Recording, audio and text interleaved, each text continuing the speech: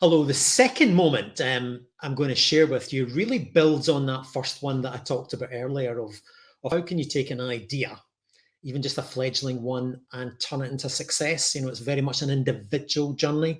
You need to build a collection, a collective, a collaboration, but it's an individual that drives it. The next moment I want to share with you is how do you take an idea into system change, which is much more profound. Now, I'm going to start with a little bit of a picture of a battery, and apologies that I'm not advertising Duracell here, but a little bit of a battery, because there's both a negative and a positive side to it. And this is the power, to continue that analogy, the power of persuasion, and certainly the power of potential is the positive side. Equally negative side to tap into, because you need both. It can also be a power of failure and a power of frustration in terms of the energy, because the one thing I'd want to really bring out is any process of change, any process of success is an emotional journey. It needs emotion to drive, to bridge from that idea to what is a success.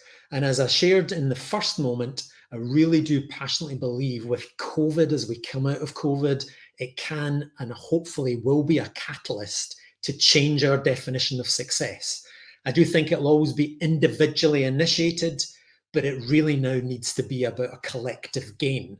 And I do sense and hope that there is a culture shift that makes sure that that happens. So those that do gain, part of the expectation is that there's a contribution going back. So I'm going to share a bit of an experience that I've now been involved with in system change. And I'll relate to the power of that kind of persuasion, the power of and both tapping into the negative and the positive in it. So my career after that first organization that we went from local to very much international, then moved on to sorting out other organizations. And I've done about 18 of those, 18 transformations of different organizations, companies around the world. And again, same thing, taking what is an idea of the future and then trying to persuade others to collaborate and to turn around, to transform. But this was a particular experience that I had. And again, I'm going to keep a picture in a school. As much as my first moment was a kitchen, the second moment is a school. So I was merrily going on, understanding that not all talent actually had or made it. So I was going into my sort of turnaround experiences with that in mind, looking for individuals that I could perhaps see that hadn't had the opportunity. And then I got the call one day to get involved in 3 care organizations, all of which were hugely underperforming. So they were burning cash, really under stress and strain. And it was effectively 3 organizations that perhaps shouldn't be businesses. That's a case in point. It should be something that we as society provide. But it was 90 residential children's homes, 5 schools, varying types and residential schools, and a foster agency, and a number of other services surrounding that. Now, I went into that situation as a business person, as the chair, chief exec, to take the leadership position, to sort it out. And more than often that takes, as you would expect, years, 1,000 staff, social workers, teachers, quite a challenging environment. And what I found is, and this is indicative of some of our systems, which were always formed in the past for good reason, it's just that reason might not be appropriate in that moment. And I find that the same with organizations. They were back in the past, they clearly existed and performed. It's just perhaps what they're doing today isn't good enough or has been superseded by another idea. So I went in to sort those organizations out, but actually found a massive contradiction, that the better they became, the more efficient, better quality, could argue support for the young people, is that actually the outcomes for the young people themselves became much worse. And what would happen, if I can explain, is that we would get the young people feeling engaged again, feeling that there was a future, because in this environment, it's every form of neglect, sadly through to abuse, and again, through no fault of those young people themselves, and just so happens who they left the maternity ward with and the circumstances in which they were brought up. But what I found is we'd get them back engaged, and the system would then ask them to move and just say, literally, well done to our organization. You've got them back engaged. Let's now move them to either a lower cost option or some other option. And I used to sit back and reflect that actually you're trading parents. You're creating instability upon instability. And that became a sense of failure and frustration that drove me to then go, there has to be a better way. There's got to be an idea. Now, as much as sometimes, and I know we as Revolutionize will talk about the light bulb moment, but occasionally that light bulb moment just sits there and sparks. A little bit of light will come, a little bit of light. For me, it was a flicker before it really started to emit and radiate, for a long, long distance. But again, what I'll share with you in terms of experience and the clarity points, it was a flicker.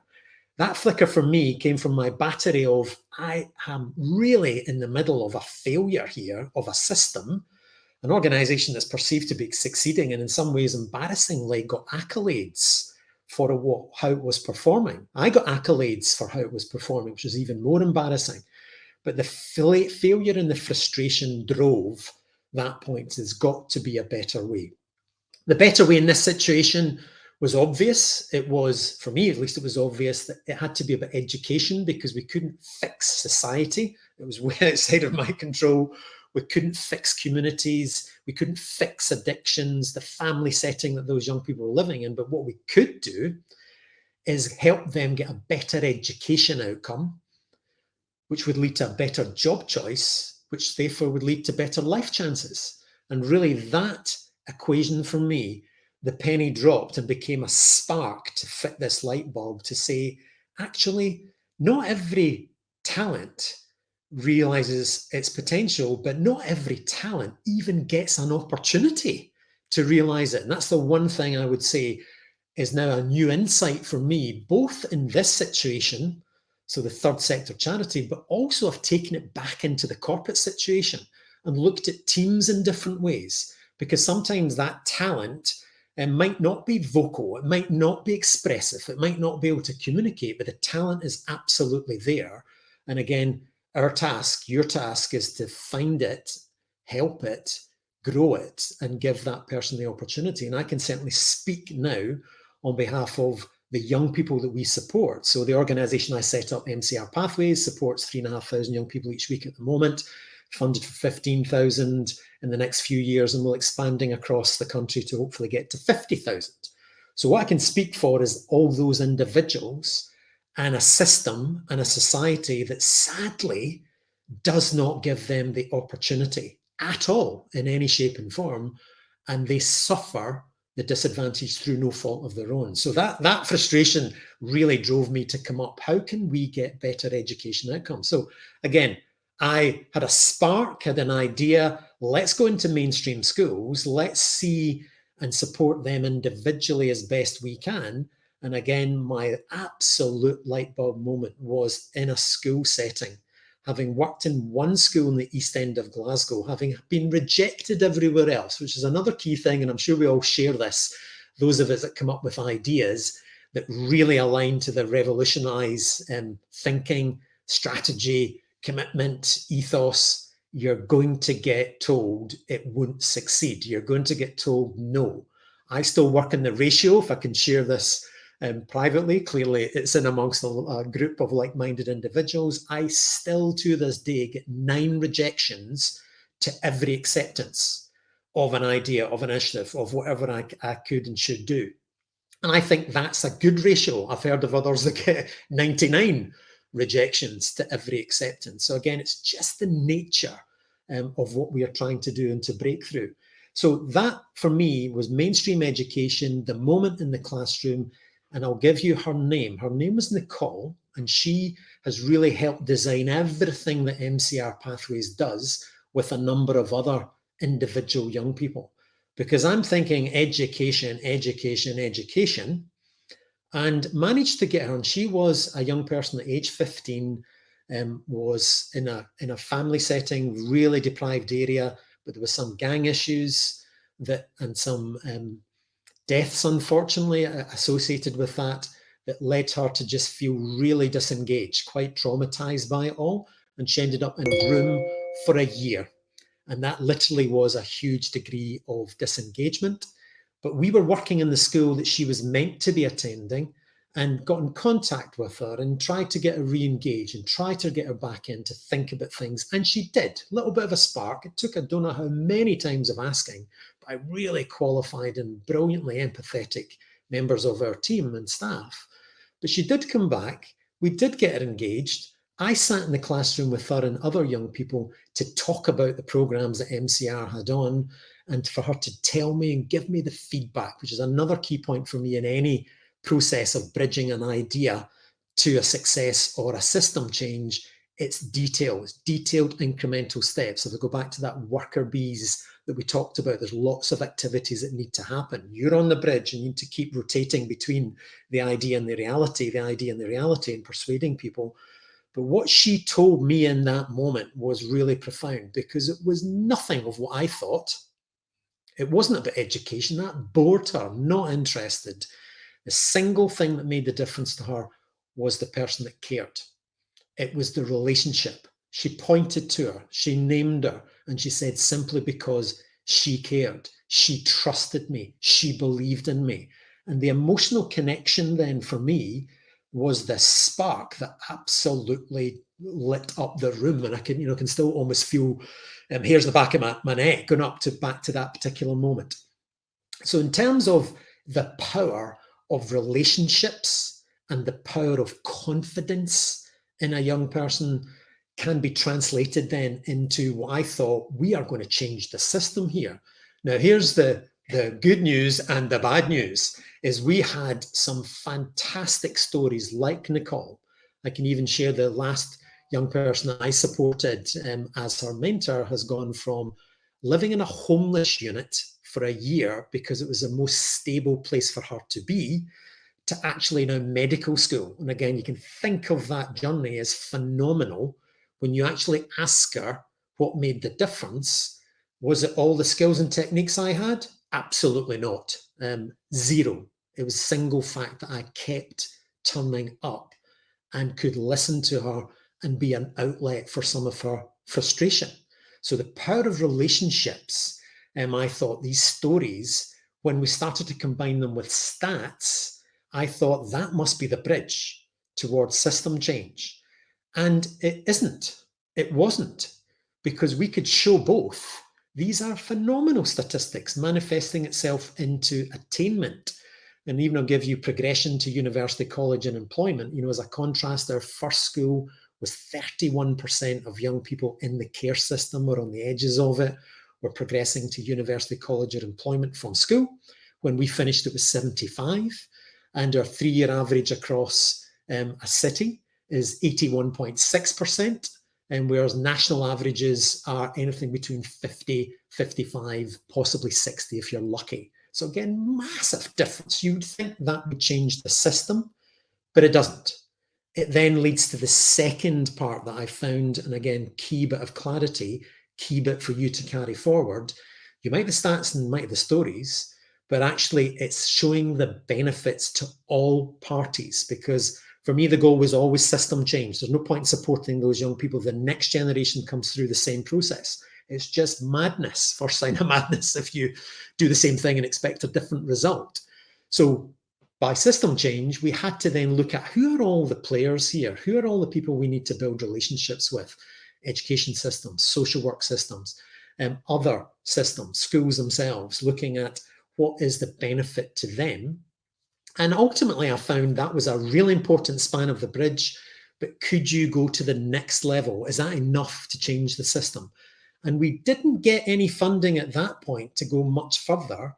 But then I thought the third thing is probably the most important thing overall to get the system to change, is that they need to get a sense of ownership of it. They need to own it, in other words. And you, if you really want to change, have to give it away. And you have to accept that that is now all about how they do it and how they implement it. So what I mean by that, and by example, where we now work in the schools that we're working, the young people we're supporting, is we have a full-time member of staff in that school, but that full-time member of staff is now part of the school team, in fact, employed by the school and by the local authority. And again, some of the management is, but of course we retain overall governance for that. So there's very distinct spans to this bridge. And of course, that in itself isn't enough. And another little spark for me that came on in this light bulb is, attention spans of these days. Our culture is driven by Twitter, by Instagram, by image. And perhaps our attention spans are 30 seconds. I don't know how yours is at the moment, but maybe I'm losing it. Hopefully I'm not.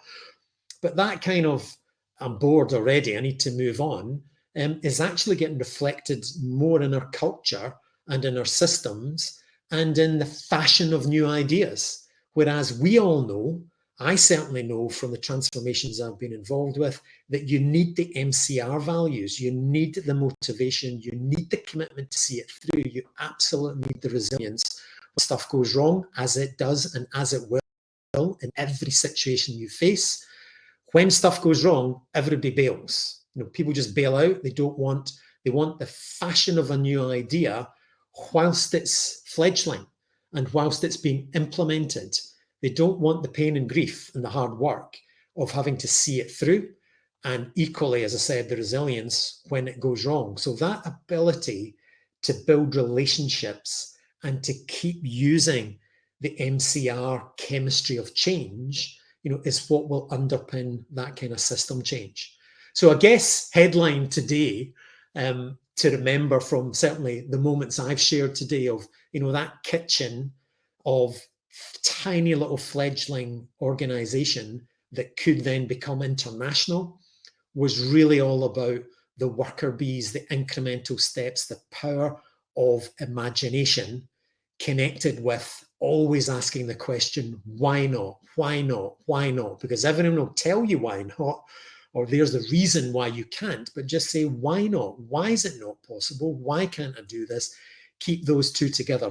That can bridge across from idea to success with your powers of persuasion, with your powers of emotion to keep everyone engaged. The next level up that I massively encourage everyone to get engaged with is to really change our definition of success. The future of success is about collective gain, collective benefit. It's absolutely not about individuals at the expense of, it'll always start and be driven by individuals, but can we have individual gain for collective benefit, system change, use the catalyst of COVID? I absolutely do most passionately believe that. And in a small way, MCR Pathways now is accepted nationally in Scotland as a country initiative, funded by government, funded by local authorities, funded by schools, and a desire on their part, because they own it, for it to become the norm for every young person. We will take that to different countries. We've opened up in England again, but underpinning all that is the strength of the spans of the bridge, and using that power of the battery to say it's about keeping those relationships and persuading individuals, and absolutely with a passion talking about the potential of individuals. Because as I've said, there's whole sections of our community, sections of your companies perhaps, that just haven't had the opportunity and their circumstances are dictating to them. I can certainly say, as I've expressed, young people absolutely in that equation. So that's the positive power of the battery. But the negative, let's just own it. Let's own the failure. Let's be very vocal about the failure. Let's not take the judgment with the failure. Let's just accept its failure and the equivalent frustration that comes from failure and lack of progress. Let's just accept those things are together, and let's try and adopt and adapt the cultural expectation that you can't fail. Because I've never met somebody who hasn't, and I don't think I ever will, because we are imperfect as individuals, as communities, as countries, and whatever scale you want to look at. But yet, media, and yet any respect, we can't allow an individual to recover and get another opportunity and chance. So we can, through revolutionize take a series of individuals like-minded, because change is kicked off with one. Change really happens with a small group who are very committed to see it through. Thank you, and I hope you have a fantastic remaining part of your conference.